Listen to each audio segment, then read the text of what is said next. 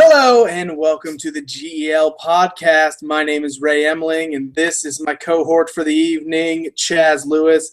Matty G, the all-seeing orb, is actually recharging so that he may podcast with us another day. And by podcast, I mean kill millions. Yep, many. Yeah, a lot of people. I actually don't know where he is. I text him and said, hey, are you free tonight? And he never answered. So he could be dead. I don't know. Omnipresence is a weird thing. You know, he's around us all, but he's not anywhere to be found. Especially but shockingly, he has a phone. He is available through text. I think it's a just a front. It's like a gay guy who gets married to a woman. It's a speech to text. Yeah, that must be it. Not regular text. He doesn't have hands. He's a little orb. I don't get orbs, man. It's a species I don't get. Yeah. But anyway, welcome to the G.E.L podcast. We have been gone for like a month, and there's good reasons for that. We have jobs. Yeah. I mean, that's honestly the reason. No, there's other reasons, but it's just been crazy busy lately. So it's just things have been busy. So one of those things that have been busy. I don't know if anyone follows the G.E.L Facebook page.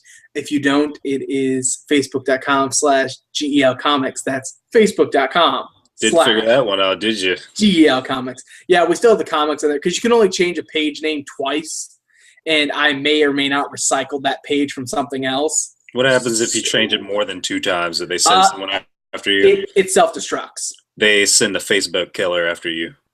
It's you, isn't it? Yes, that's my other job. I figured. That's why you're so busy. You wanna go off live for a second? I need to do something. No, I'm gonna stay where all the witnesses are. No problem. Later. Oh, he doesn't care. I just went dead. If anyone can hear me, I can't hear anyone else. Joys of being live. Oh, yeah, I don't know what's going on. Hold on. Okay. Can you hear me? Am I good? I can hear you. What happened? The world just went dark. Okay. All right, good. Froze up a little bit. It's all good. That's the joys of being live, technology and such. I may not have frozen at all to the other people. Like, I just stand there like, oh, no. I just stopped. Anyway, no, this isn't a full episode. This is what I'm lovingly calling G.E.L Podcast, episode 15.5. Because I don't want to call it a full-fledged episode because, 1, we don't have Matt, and 2, we don't really have an agenda. This is just kind of like we have a little scribbled-out agenda, but this is really just a way to kind of get an episode out there, get an update out there, and kind of say what we've been up to. So that leads me to my first big thing. One of the reasons why we've been so scarce lately is Chaz here has been training and participating in his very first Tough Mudder. Yes, sir. So, and apparently it went very well. And I'm going to test something here. I have no idea if it's actually going to work. It probably won't, but that's okay. If it doesn't work, then I apologize for the 3 minutes of silence. But I'm going to try and put a YouTube video up on the podcast and see what works. I'm learning this as everyone else does. If it doesn't work, we're going to send Ravens out to everyone with little SD chips, and you guys can watch it on your own accord. I actually think that would be cooler, but Ray thought it was too expensive. So I see your lips flapping, Ray, but I don't hear words coming out. Oh, there you go. I got it.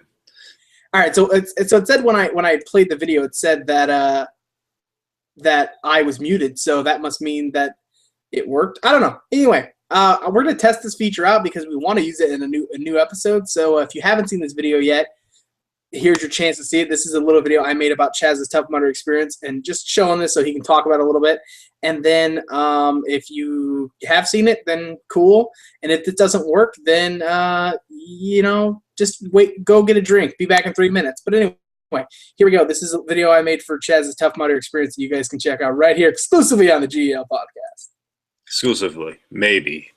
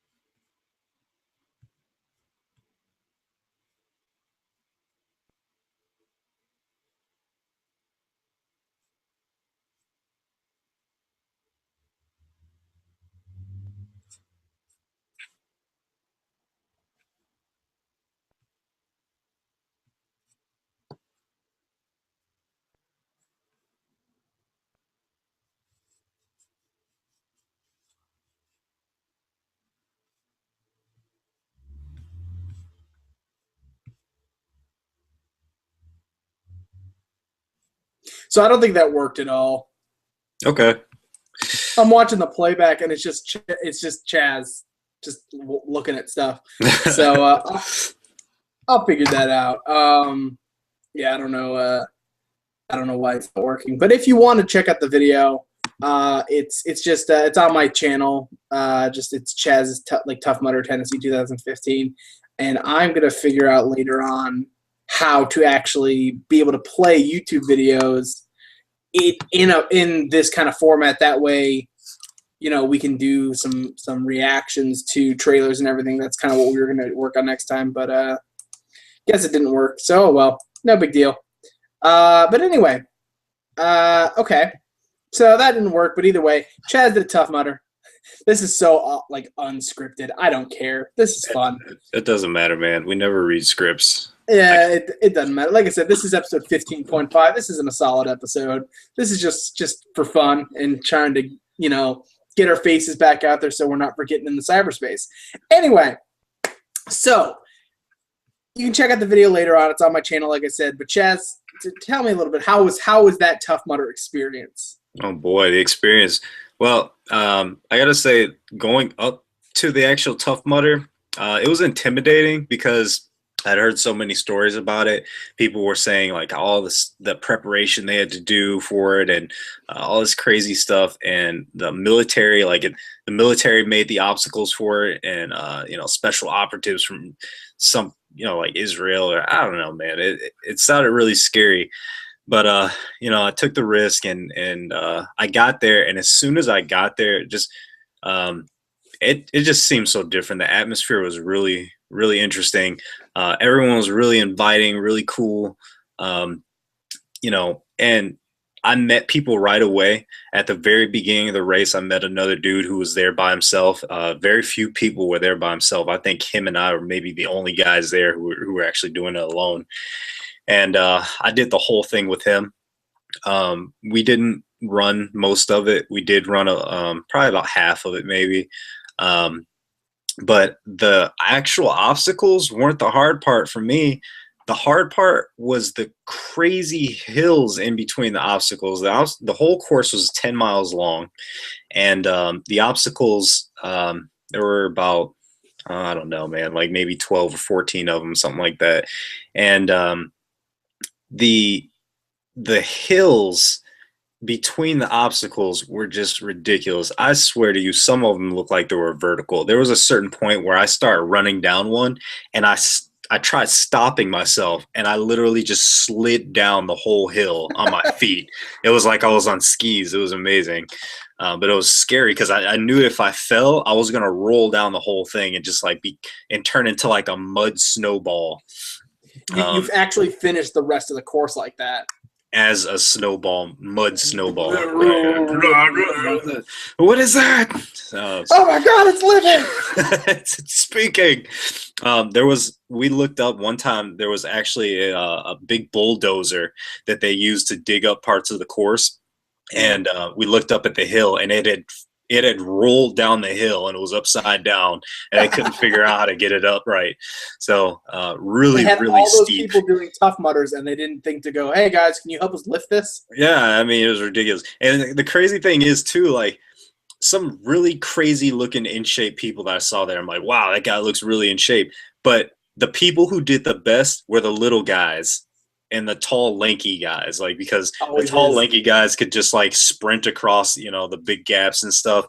But the big, strong-looking dudes just kind of fell under their own weight. It was, But overall, it was an amazing experience. I'll definitely be doing more of them. I would highly recommend anyone to do them, no matter what your shape is. I think it's a huge confidence booster, and it's a great way to hang out with people and meet a lot of cool people. So highly recommended. Yeah, I'm definitely interested in doing one now. I wanted to do this one, but it was a lot of money, not only for the actual event, but for the trip. And I knew my physical limitations. I knew I wouldn't be able to finish it in the shape I was in, which I'm getting better. But at the time, by the time it happened, I was like, I'm not going to be able to finish, and I'm not going to spend that much money and not accomplish it. That's kind of a waste to me. So yeah. I'm still working. I want to do one in November. But the two biggest things I took away from the video that I made for you, one, I love the camaraderie. Just like all the parts of the video where, and I made sure I put it in the edit too. Like there was just so much people helping each other. Like there was people helping you up. You were helping people up. That's so cool to me that people you don't even know, they're just like, hey, we're in this together. This is our fight as a team. You know, I want to help you succeed. So I thought that was really cool.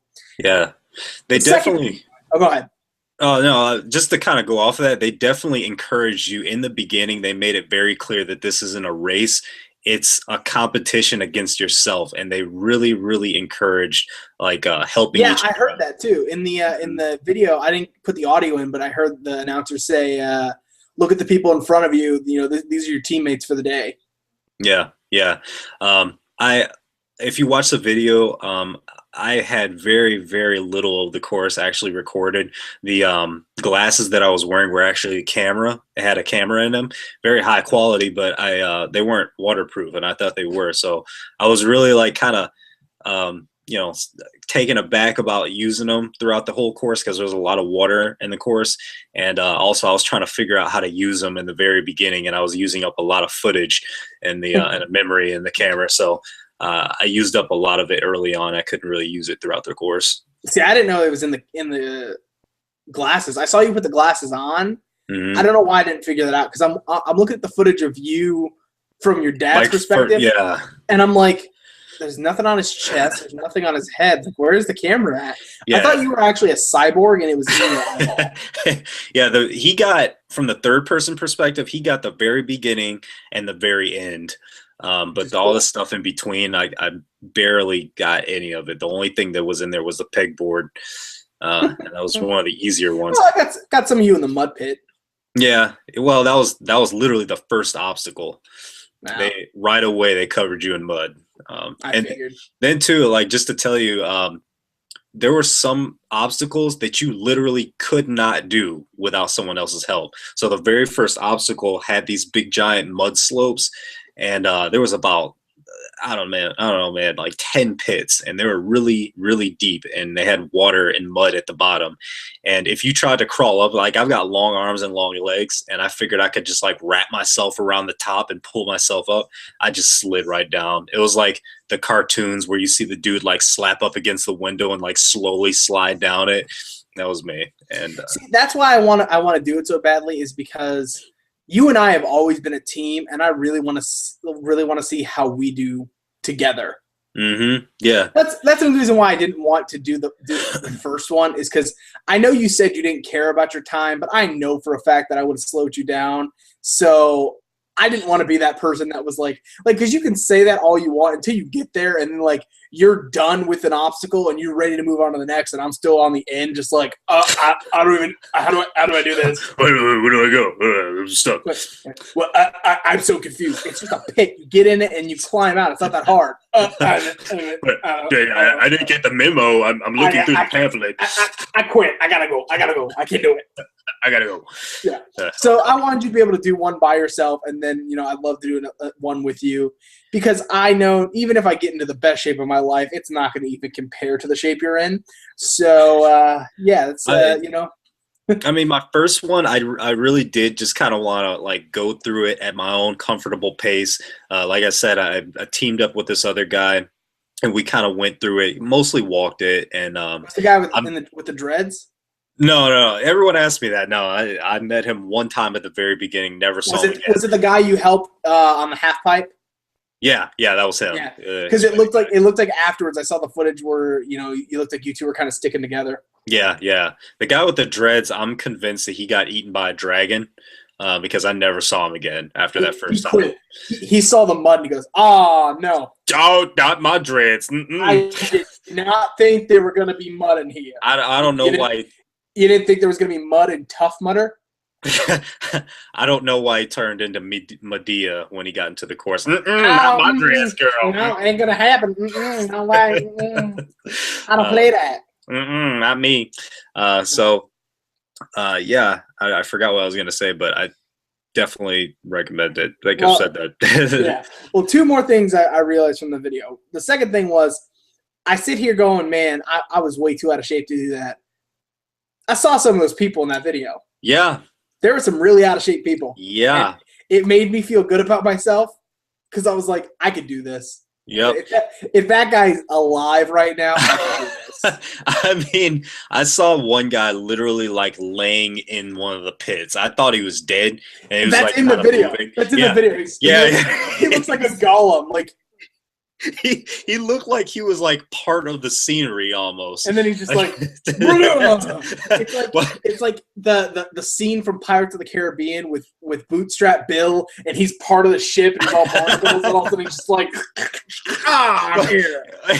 Well, it's funny because that guy, first of all, that guy somehow got ahead of me at a certain point in time. I don't know when it happened. I never saw him pass me up.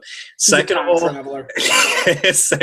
all, that guy, like when we're helping each other up in the pits, usually people would like get up and then like reach down and pull you up or something, or like lift you up. That guy just like sat there. He's like, "Step on my face." I'm like, are you sure, man? He's like, yeah, no problem. And so I just like stepped all over him like stairs, and he was perfectly fine.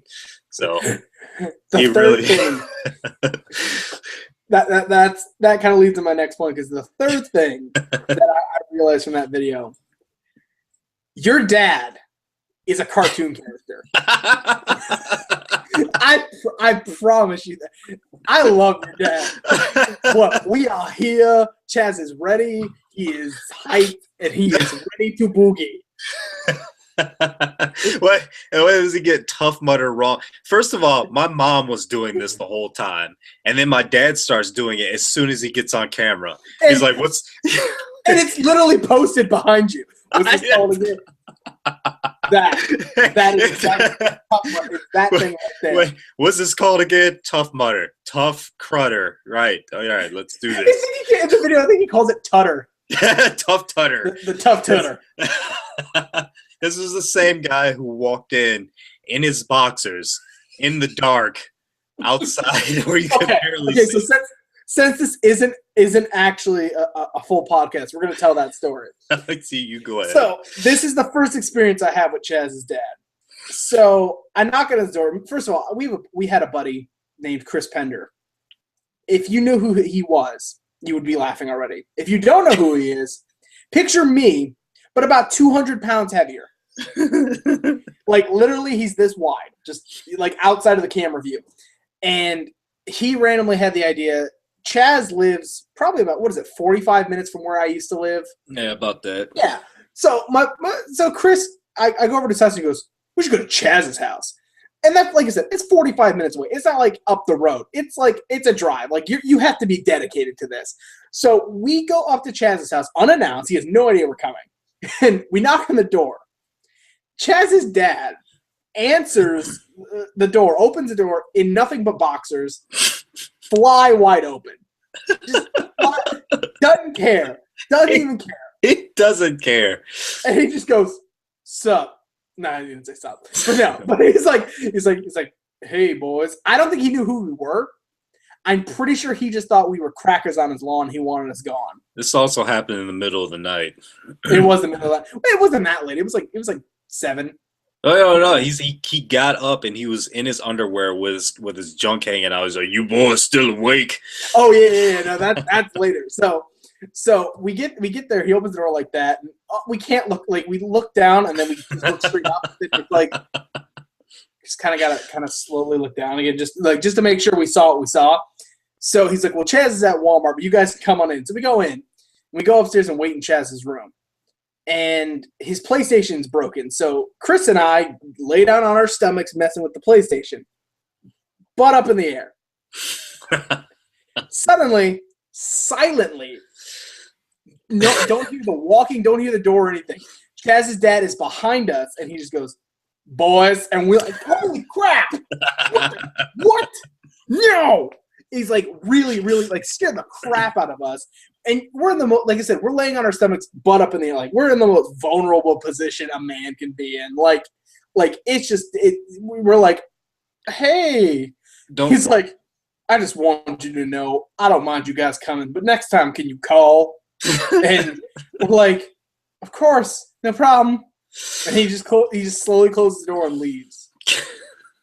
This don't feel bad. This did happen with my girlfriend too. First time I ever had her over at my house, he just shows up. Why would you ever? I thought we were cool by that point. So I was like, whatever happens, happens. When you walk out that door, don't blame me. I'm here already. I was born. I'm a different person.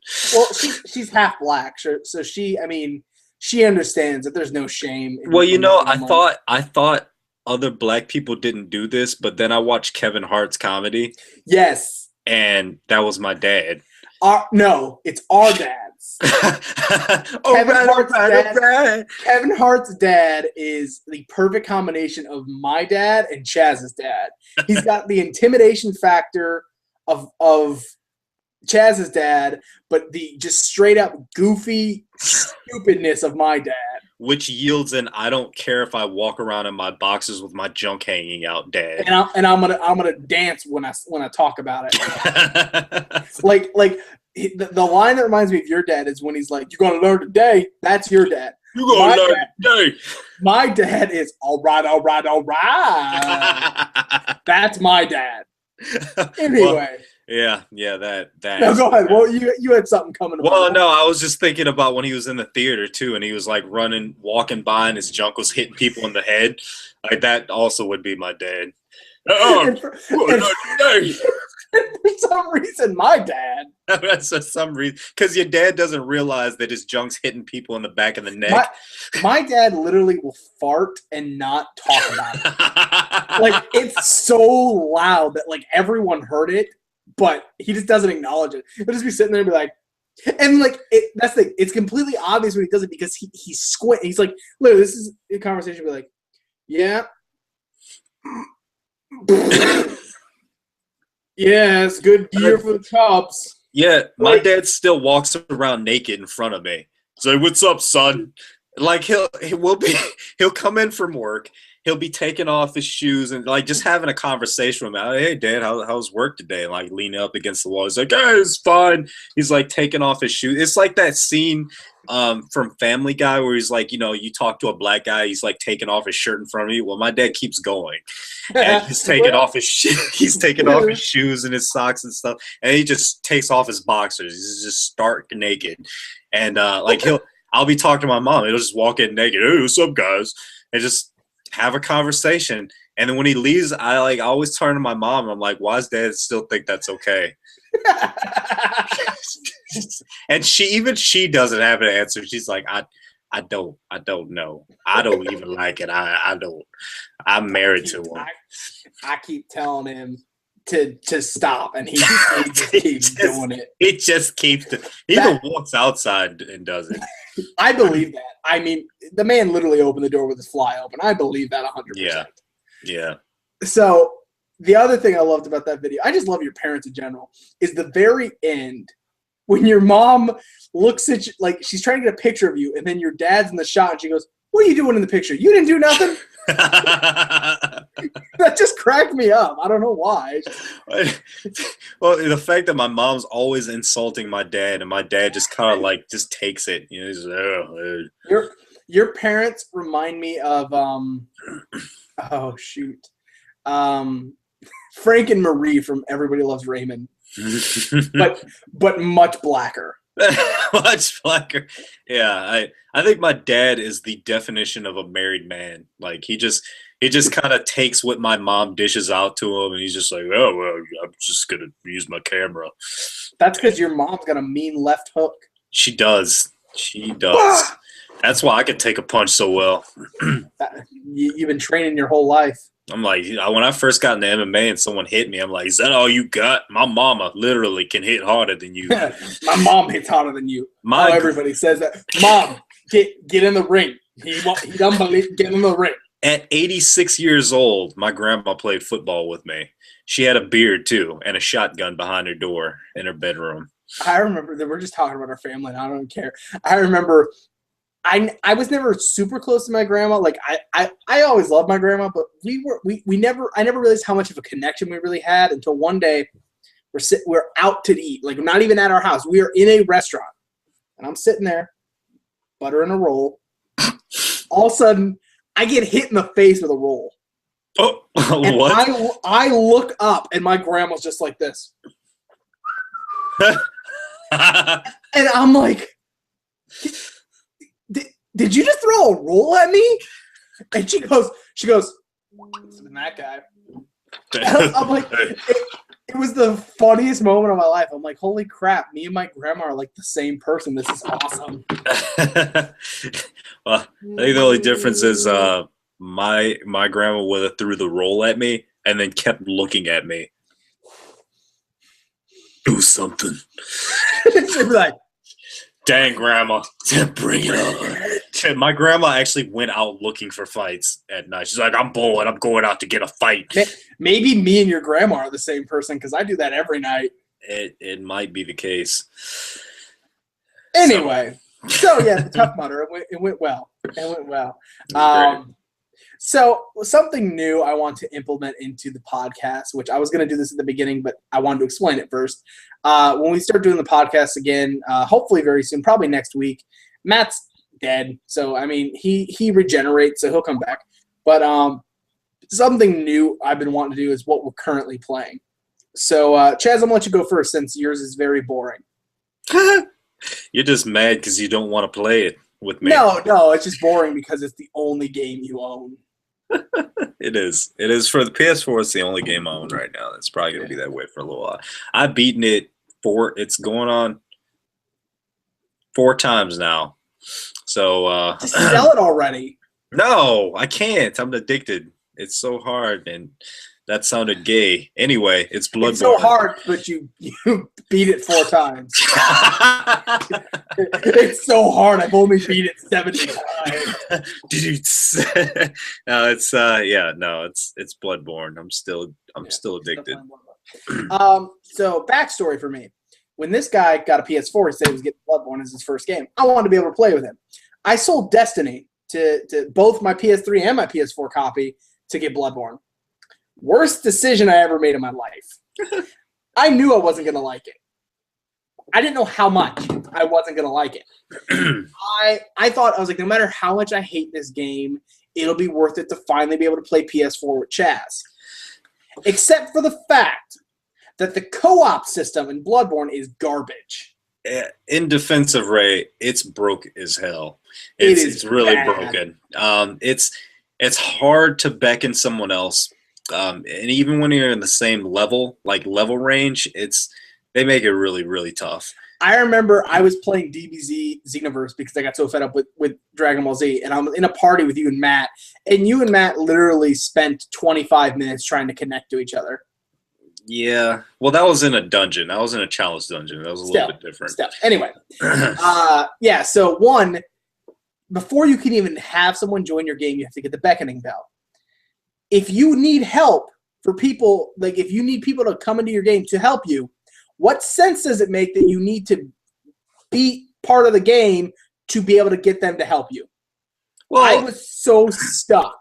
In defense of the game, you can beckon someone else. It doesn't have to be us.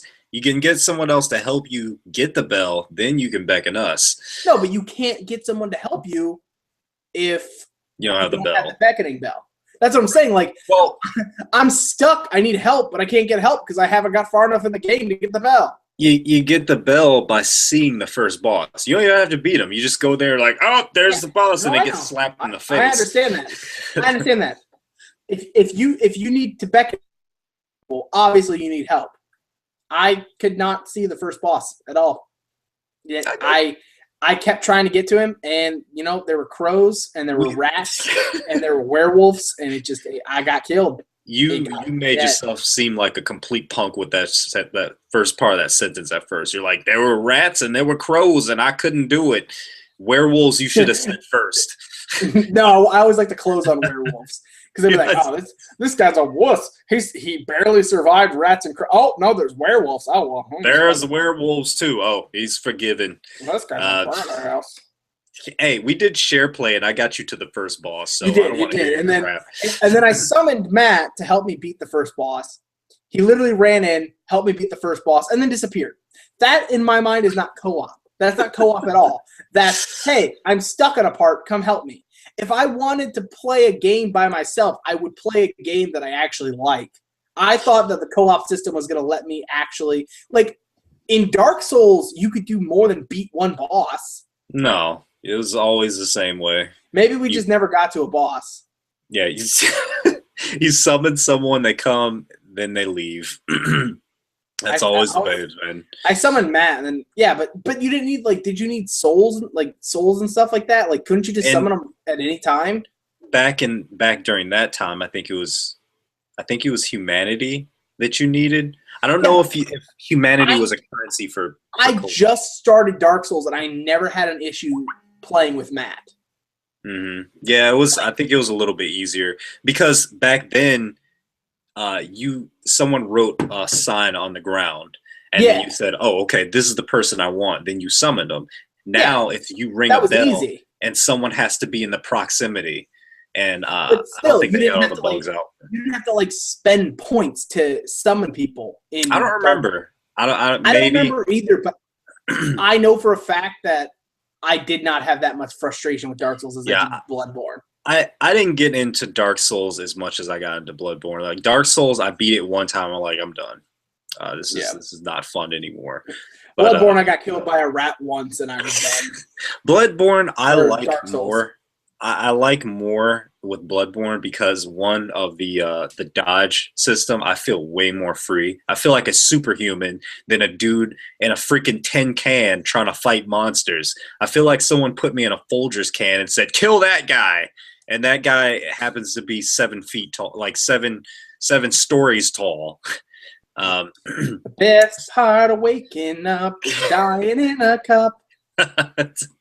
So.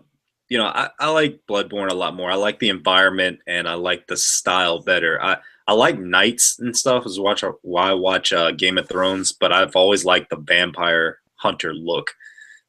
Blade is one of my favorite Marvel characters, so Well, so that's what you've been currently playing. I have currently been playing. Been going back and forth between. Oh, let me finish my story. So Bloodborne, I realized how much I hated it. And how much I couldn't play with you guys, and I sold it for GTA 5, and that has been the best decision of my life. Shockingly, I am good at GTA 5. I remember the first time I played with Matt, and I was like when we go to rob a store, and I pull behind the store, behind a wall, and Matt's like, "What are you doing?" And I'm like, "Just trust me, okay? Just trust me. I know what I'm doing." So we jump over the wall, rob the store, sprint back to the wall, jump over the wall. By the time we're over the wall where my car is, our stars are already disappearing. And I get in the car, pull away, hide under a bridge. I lost the cops within a minute maybe. It was really, really quick. And Matt was like, "Oh, that worked." I'm like, "Yeah, I know what I'm doing. I'm actually good at this game." Nice. So that's why it was a good decision because, now occasionally I get overzealous like I do in all games, and Matt will be trying to hold up. Funniest thing happened. I wish I would have recorded this. So Matt holding up the clerk. I go, "Matt, you're taking too long." He goes, "The guy won't go any faster." So I get out of the car. From outside the shop, I point my gun on the window and kill the guy. And I go, "Matt, just grab the money and go." He's like, "What are you doing?" I was like, "You were going way too slow. It was way too slow for me. Let's go. Let's get out of here." So that's the GTA equivalent of me running full force at a monster with just my fist. And in GTA, it actually works. In GTA, I'll run full force at a cop with just my fist, and I will win. I will win every time. Yeah. I remember one time, you didn't hear this from me, but we may have went to the strip club. Well, no, I'm Matt's bodyguard in the game. He's the boss. I'm the bodyguard. He went to the strip club. I stood outside next to the bouncer. The bouncer started saying some stuff. I shot the bouncer. All of a sudden, all the women and all the patrons come running out, and I just hear Matt in my ear like, "What did you do?" I was like, "Nothing, but just in case." You might want to leave. It's probably time to leave. Put the singles away, Matt. the singles. That's what we go to the strip club with. He throws tens. Whee! Whee! Yeah. Anyway, so I've been playing that, and I've been going back to WWE 2K15 because GTA I like, but after a while, GTA is one of those games that's super fun with Matt, and it's okay by myself. But if I'm gonna be by myself, I'd rather play 2K15 because at least you can do other stuff. But anyway, so yeah, that's what we're currently playing. I don't know what Matt. I think Matt's currently playing The Witcher 3. That's out. I didn't know that was out already. Yeah, it's out. I was someone was trying to get me a copy so that we could podcast about it, but it fell through. So that was kind of sad. But oh well. So anyway, upcoming stuff we want to talk about, and then I swear we're wrapping up probably. Nah, not really. Anyway, upcoming stuff we want to talk about. Chaz, anything on your mind that hopefully will be coming up in future episodes here? Well, I heard in June the first gameplay trailers for Battlefront 3 is supposed to be coming out. So I'm pretty excited about that. If we can get the stupid YouTube system working, that's one of the trailers I want to watch. Like that was supposed to be the next episode. I got to figure out how to get that working. We were going to watch trailers for movies and games coming up and react to them live. So I got to figure out how to get that working. But yeah, Battlefront looks good. I haven't actually watched the trailer yet because I was trying to wait and have a genuine reaction to it. But well, as it stands now, there's only a cinematic trailer. So there's really no gameplay trailers out right now. That'll be coming out in mid-June from what I hear. I think was that PAX convention or was that E3? One of them. Either way. Yeah. And then I want to talk about Arkham Knight as well. I think it's going to be a good game. That comes out right around the time of my birthday, so I'm probably going to be getting myself a birthday present. I'm just saying. Yeah.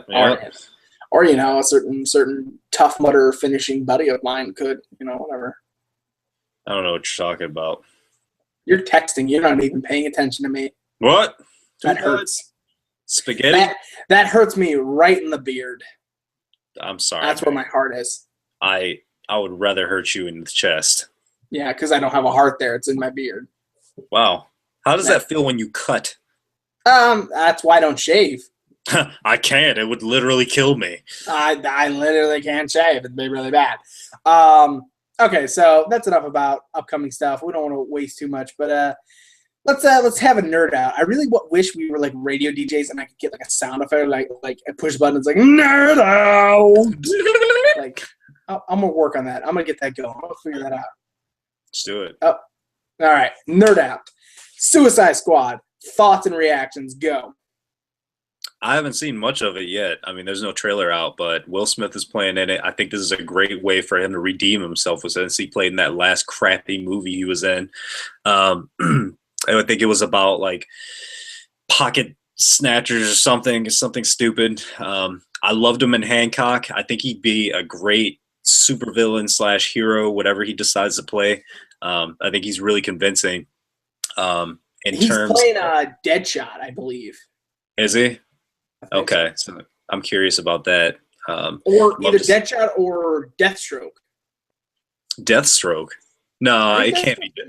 It can't be Deathstroke. I just saw him just standing in like a bulletproof vest with an assault rifle. He had no mask on or anything. Maybe Deathstroke's not in it. Maybe I'm thinking of something else. Yeah, I'm thinking maybe not. But what else? Is Avengers off limits right now? I mean, we can talk about it. We'll close out with that. But okay.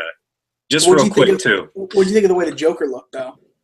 Oh, I think he looks cool. Obviously, I think the epitome of a good Joker was the Dark Knight, and I don't think anyone's ever going to come close to that again. He looks very similar to like the old Justice League cartoon that used to come on Cartoon Network. You cut out for me a little bit. What did you say about him? I was just saying that in terms of the darkness, like how the realism behind it, I like the Dark Knight Joker better. Okay. But he kind of reminds me of the Joker, like the theme in the Justice League cartoon we used to watch when we were younger. Yeah. And I like that. So the way I see it is a lot of people are complaining about him, and it's kind of like if he would have been too much like the Heath Ledger Joker, people would have complained. Mm-hmm. So they made him different than the Heath Ledger Joker, and people complained. Yeah, I mean, people are no. I hear people are so crummy when it comes to talking about superhero movies nowadays. Everyone complains about something, and they complained about like that thing. Like I am a huge superhero fan. I have never once bashed Ben Affleck as Batman because everyone did that about Robert Downey Jr. when he was named as Iron Man and when Heath Ledger was named as Joker, and now they're praised as like the best roles. Yeah. It's like you got to give it a chance. Now, if I go see this movie and Ben Affleck is garbage, then I will be the first one to get on here and be like, Ben Affleck was garbage. Right. But you can't base everything he's done. Like, you can't base his past on what he's doing now because, yeah, he may not be the best actor ever, but obviously Zack Snyder, who made a great film in Man of Steel, saw something in him and has faith in him. Yeah. If he wrote the movie and produced it and then starred in it, then yeah, I'd be like, okay, Ben Affleck is going to ruin Batman. But he has nothing to do with the casting. Obviously, someone saw him and said, I want this guy in my movie. Right. And it's the same person that everyone was praising with Man of Steel. So you got to give him a chance. Obviously, they're not going to, do something that they think is wrong, Yeah. Yeah. So, what do you think about the new Batman versus Superman? I don't know the story behind it, but maybe you do. I don't. I just know in the past what has happened is generally Batman doesn't believe in Superman's way of. Well, what it made it seem like in the trailer is that Earth kind of turns on Superman because he's an alien, and Batman, as Earth's guardian, kind of goes against him. Okay. But I don't want to talk too much about that because I want to actually, if we don't end up getting it set up where we can watch the trailers, then we'll just talk about those. We'll watch the trailers off air and then we'll talk about them on air. But, that works. I just want to bring up Suicide Squad because I know the pictures leaked recently. So that's kind of cool. But let's talk Avengers. Real quick before we go there, just wanted to say this weekend I may be going to see Mad Max at the IMAX theater. I haven't been to an IMAX in years since I was Would it be a Mad Max theater? See, I see what you did there. Yeah. Yeah. So pretty excited about that. I've had no desire to see it, even though everyone keeps saying it's really good. I don't care. I don't either. I've never seen any of the Mad Max movies. They didn't look interesting to me back in the day, and honestly, this one doesn't look that interesting to me. But I've already seen the Avengers, and I just figured that was the best thing out besides the Avengers right now. I just have to convince my girlfriend. I mean, Pitch Perfect 2. Pitch Perfect 2. Yeah. That sounds really, really, really gay. No, go see it. Uh-huh. It's the greatest gift to everything. Okay. Your beard shaking, which tells me you're lying. I love it. I love it. I love it. Anyway, okay. Avengers. Warning. If you have not seen this movie, this is the last thing we're talking about on the show. So this is your chance to click away live if you're watching now. As much as I don't want to discourage people from watching, there will probably be spoilers. We're going to do our best not to spoil everything, but who am I kidding? We're going to spoil everything because we're big nerds and we've been waiting to talk about this for a long time. So with that being said, if you're listening to the podcast right now, like the actual podcast, turn it off now. Hit that pause button. This is the last thing we're talking about. You're not missing anything else. If you're watching it live, this is your chance to leave. Get out of here because we are going to talk about Avengers starting now. Okay, Chad's initial thoughts on the movie. I'm wearing a Batman shirt while talking about Avengers. I feel like this is blasphemous. Ignore that. I felt like it was kind of like right off the bat. It seemed kind of very comic booky, kind of gimmicky looking. At the very first part of the movie, I feel like the directors just said, we're going all out. They had all the guys there. They had Hawkeye, Black Widow, Hulk, everyone. There was that scene over the snowbank. Yes, that's exactly what I was thinking about. That That's is so exactly what I was cool. thinking about. That was amazing. I wish I could have gotten that as a poster, like a snapshot. Oh, I'm sure There probably like a is. background of it. So the rest of the movie, I feel like this Avengers movie did so much better than the first one, which was they gave everyone their proper light. They gave Yeah, everyone enough screen time and enough story time so that no one seemed to overshadow anyone yeah. else, It was really including Hawkeye. yeah. That's the thing is, I went into this movie literally with the mindset of if Hawkeye dies tonight, I'm okay with that. Right? Yeah, yeah. Like Um, I knew they were going to kill someone off, and I had a feeling it was going to be Hawkeye, and I mm, was okay with that. And then midway through the movie, I'm really starting to like Hawkeye. Like everyone else in the crowd, it was because they gave him a family. Like you find out he's a father. Like, oh, spoilers! I already gave that proclaimer, but I don't care. You know, if you're still listening, this is your fault. uh-huh. No, basically they gave him a family. You find out he's got a wife and 2 kids, and it's that's everyone else was like, oh, he can't die. For me, it was the fact that they made him hilarious. Yeah, he was great. Like my favorite part of not only him but probably almost the entire movie. No, there's some other funny parts with Robert Downey Jr. But yeah, Hawkeye when Quicksilver runs past and goes, "Keep up, old man," he just pulls his arrow and he goes, "No, no. Last time I saw him, Ultron was sitting on him." Like, cracked me up. Yeah, I love the part with Hawkeye. Another one of my favorite parts was the part when he was trying to give what was her name? It was Quicksilver's sister. Wanda. Yeah, Wanda. He was kind of giving her a pep talk, and he was like, we're all out here. There's robots everywhere. I've got a bow and arrow. None of this makes any sense. I love the fact that they had Hawkeye like poke fun of himself, like that, and they said like there's another scene where he's with his wife, and he looks out at them, and she goes, "Look at those men, those gods," and he goes, "You don't think I belong with them?" And I look at my wife, and I'm like, pretty much the entire audience agrees with her. Like that was written for everyone who saw the first movie and went, "Why is he here?" Mm-hmm. I think one of the most tasteful relationships that I've ever seen in a Marvel superhero movie was in this one too, which was Black Widow and Hulk. Yeah, I thought that was really cool. Okay, so real quick segue. I don't know if you saw the interview where they did an interview with Chris Evans and what's his name? Hawkeye. Jeremy Renner and Chris Evans. And they said, what it looks like from this movie that Black Widow's got a bit of relationship with Hulk. What in Cap 2, it looked like she was going to end up with Cap. In Avengers, it looked like she was going to end up with Hawkeye. So they kind of commented on that in the interview and was like, so what does that mean that people really want to see her with you guys, but she looks like she's taking another direction? And Jeremy Renner, without missing a beat, goes, "She's a whore."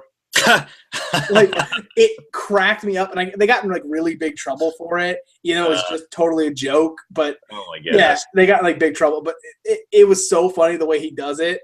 And like that was a big swerve to me. Like, as much as I like her and Hulk together, there's a couple problems I have with it. One, they really misled you. Like, literally, the Avengers movie, they made it seem like she was going to end up with Jeremy or with Hawkeye, but then you find out he has a family, so you're like, okay, he's off the market. Then it's like it looks like she's going to end up with Cap, and then that just gets dropped inexplicably. Now I know that they're setting up Cap to be with Peggy Carter's granddaughter.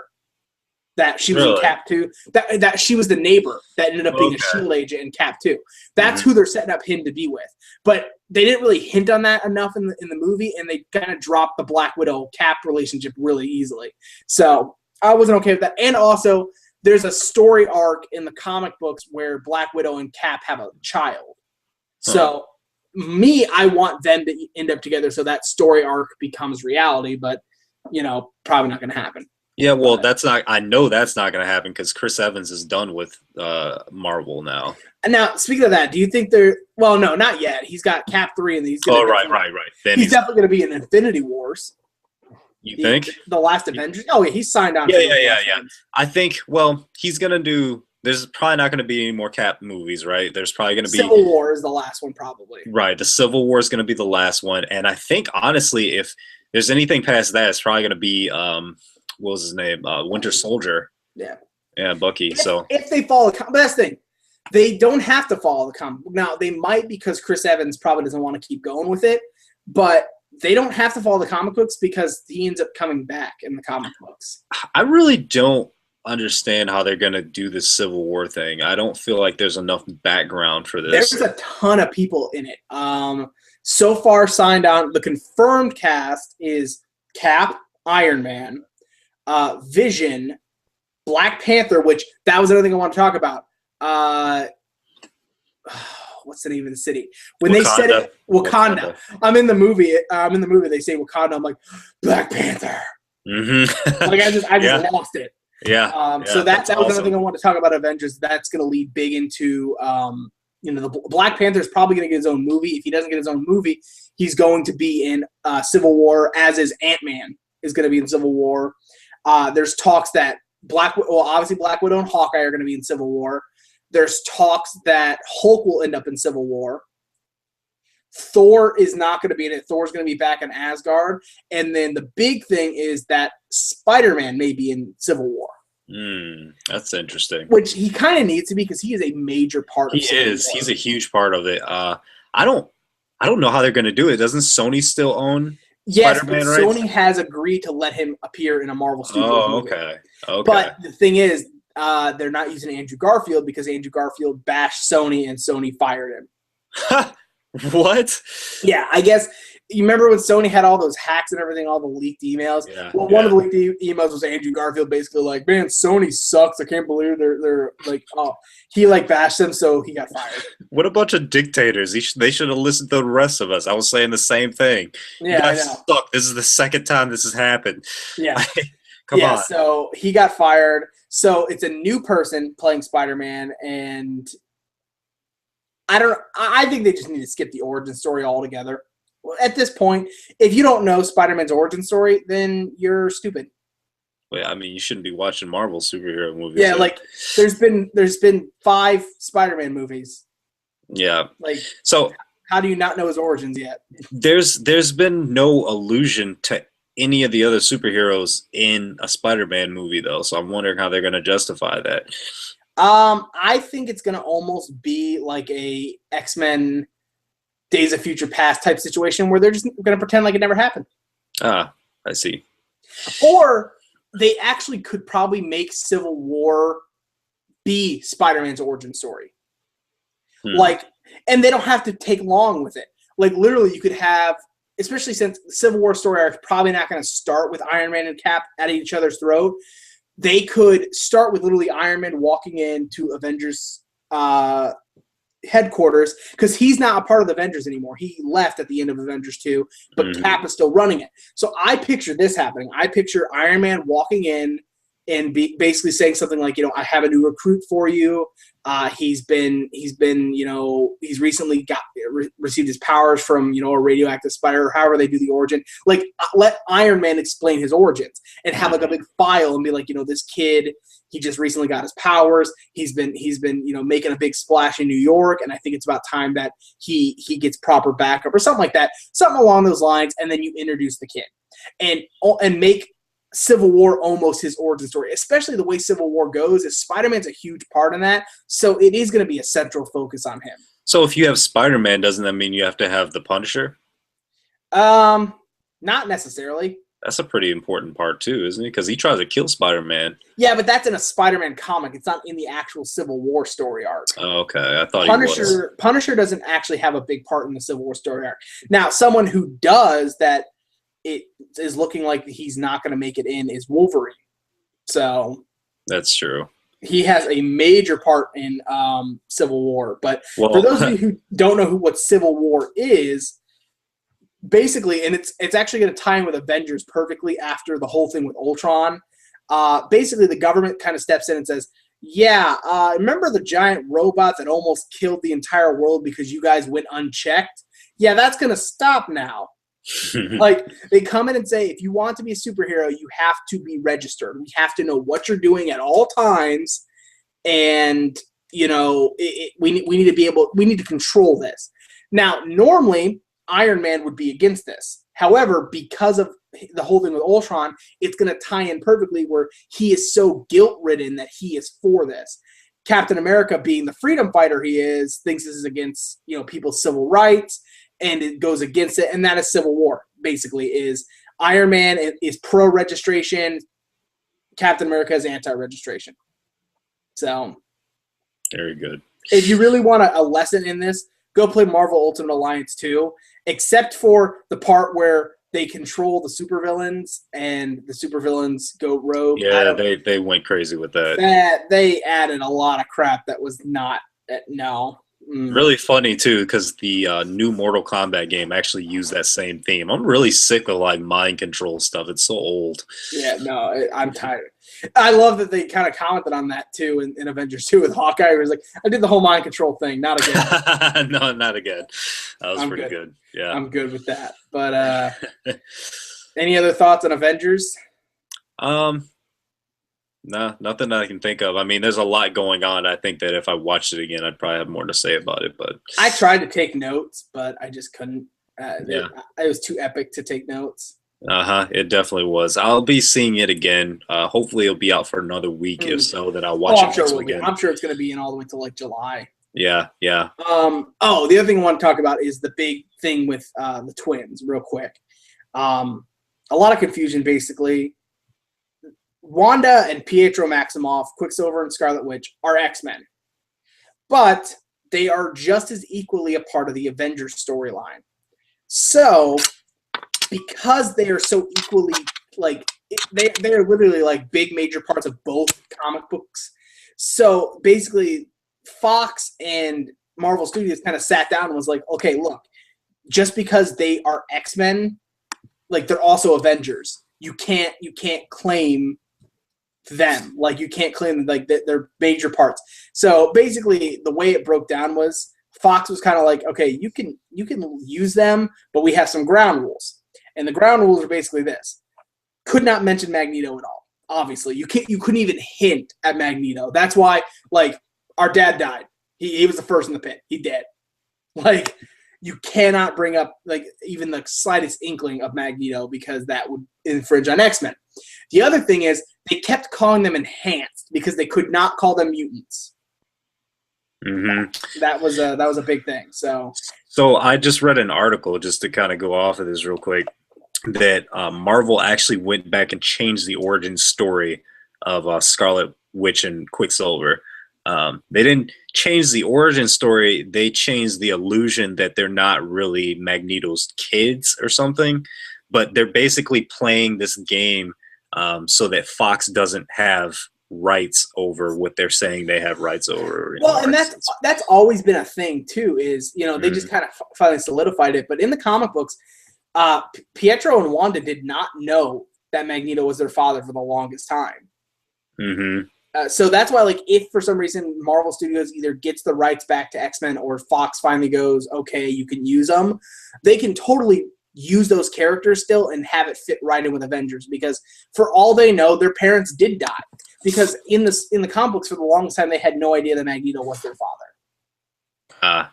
So the only thing that would be kind of tough would be the timeline would not work out at all for X-Men Days of Future Past, because you have like young Quicksilver in like the 70s, mm-hmm. and slightly older Quicksilver now. Like yeah, like he wasn't that much older. It was like 16 versus 30. So yeah. But I think they're just gonna do the hand waving thing again with that if they chose. No, didn't happen. Look over there. No, just ignore that man behind the curtain. Well, I feel like that's all I had to talk about for Avengers. You got any other thoughts on that? Yeah, pretty much it with that. All right. Well, thank you guys for joining the G.E.L podcast, episode 15.5. Yeah, 15 and a half. This will be much more structured when we come back. Like I said, this is kind of spur of the moment. Like, hey, we should probably do something so people know we're not dead. Especially if people saw that you were doing a Tough Mudder. They're like, oh, he's dead. He really did die. He dead. I say he dead. He dead. But no, we are here. We are hyped. And we are ready to boogie. Boogie woogie. Boogie Yeah. Oogie. So that's our episode for tonight. Hope you guys enjoyed it. Be editing this and putting it up for everyone to see later. But this is just us kind of chilling and just inviting you into our world. This is our normal conversations. I'm not even kidding. These are literally the things we have had 2-hour conversations on the phone about. So welcome to our world. But I believe that's everything we had to cover for the night. So for G.E.L Podcast, I am Ray Emling. And I'm Chuck E. Cheese. No. Please? No. Do it again. All right. Reverse. For G.E.L Podcast, I'm Ray Emling. And I'm Count Chocula. That works. I'm okay with that. Have a good night, everybody.